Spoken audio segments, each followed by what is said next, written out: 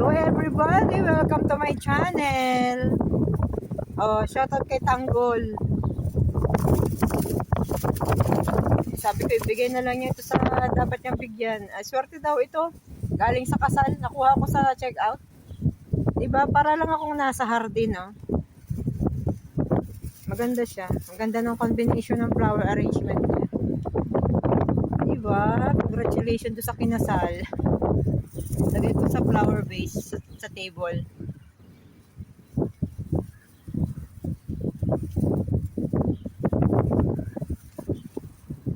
Maya ako uuwi kasi nagmamadali sa trabaho, magmamadali pa ako sa pag-uwi. Estimitin ko bukas. Kailangan makapunta ako sa Jerusalem.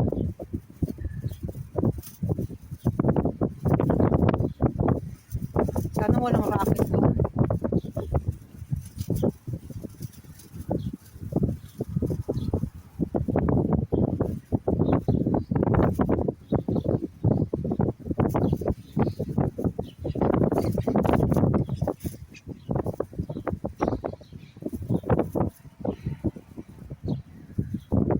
Grabe, madami din akong ginawa kanina.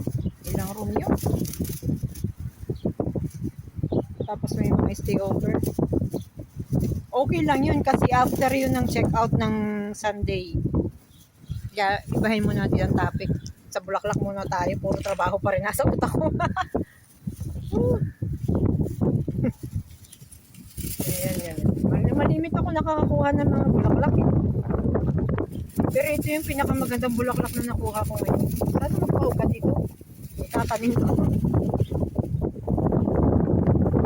Ito artificial flower. Natural ito. Ang ganda niya. Ganda niya. Kailangan ko nang umuwi. Ang lamig ng hangin. Dala ng dagat. Bye-bye!